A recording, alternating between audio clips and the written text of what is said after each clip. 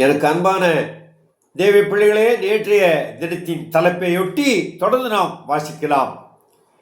வல்லமையா, அபிஷேகமா, தீர்க்க தரிசனமா? இதை நாம் ஆழமாக சிந்தித்து கற்றுக்கொள்வது நல்லது. பரிசுத்த ஆவியானவர் எதற்காக கொடுக்கப்பட்டு இருக்கிறார்? வல்லமை, அபிஷேகம், தீர்க்க தரிசனம் என்று சொல்லி இந்த நாட்களிலே பல இடங்களிலே இந்த கூட்டங்களை நாம் பார்க்கிறோம். ஆனால் பரிசுத்த ஆவியானவர் கொடுக்கப்பட்ட நோக்கம் என்ன? நேற்றைய தினத்தில் நாம் பார்த்தோம், பாவத்தை மேற்கொள்ளவும் இந்த உலகத்தில் சாட்சியாக வாழவும் என்று சொல்லி. அதை தொடர்ந்து இந்த நாளிலே ஒரு வசனம், யோவான் சுவிசேஷம் 16ஆம் அதிகாரம் 13ஆம் வசனம். சத்திய ஆவியாகிய அவர் வரும்போது சகல சத்தியத்திற்குள்ளும் உங்களை நடத்துவார். அவர் தம்முடைய சுயமாய் பேசாமல் தாம் கேள்விப்பட்டவைகள் யாவையும் சொல்லி வரப்போகிற காரியங்களை உங்களுக்கு அறிவிப்பார். சத்தியத்திற்குள்ளாக நடத்துவார். ஜீவனுள்ள தேவனுடைய நாமத்தின் மகிமைக்காக சத்தியமாய் நாம் வாழ இந்த உலகத்திலே பலப்படுத்தி அந்த சகல சத்தியத்திற்குள்ளாக நடத்தவே பரிசுத்த ஆவியானவர் நமக்கு தந்திருக்கிறார்.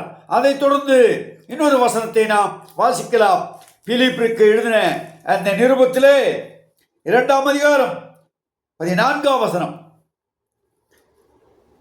நான் வீணாக ஓடினதும் வீணாக பிரயாசப்பட்டதும் இல்லை என்கிற மகிழ்ச்சி கிறிஸ்துவின் நாளிலே எனக்கு உண்டாயிருப்பதற்கு ஜீவ வசனத்தை பிடித்துக் கொண்டு உலகத்திலே சுடர்களைப் போல பிரகாசிக்கிற நீங்கள், இந்த பாவமான உலகம், மோசமான உலகம், இருளான உலகத்திலே பரிசுத்த ஆவியானவரின் உதவியினாலே சுடர்விட்டு வெளிச்சத்தை கொடுக்கும் பிள்ளைகளாக வாழவே பரிசுத்த ஆவியானவர் கொடுக்கப்பட்டிருக்கிறார்.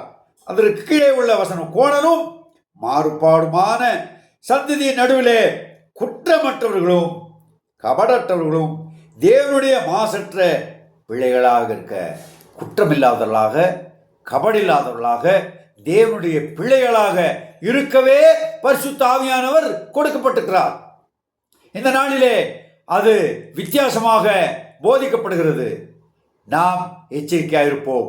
பரிசுத்த ஆவியானவரின் வல்லமையை பெற்று பரிசுத்தமாய் வாழ, மனம் திரும்பி வாழ, நித்திய ஜீவனுக்குரிய மகிழ்ச்சியை பெற்று உலகத்திலே வாழ, இருளிலிருந்து வெளிச்சத்திற்கு அநேக பிள்ளைகளை கொண்டு வர நாம் உதவியாக இருக்க தேவன் நம்மை பயன்படுத்துவாராக.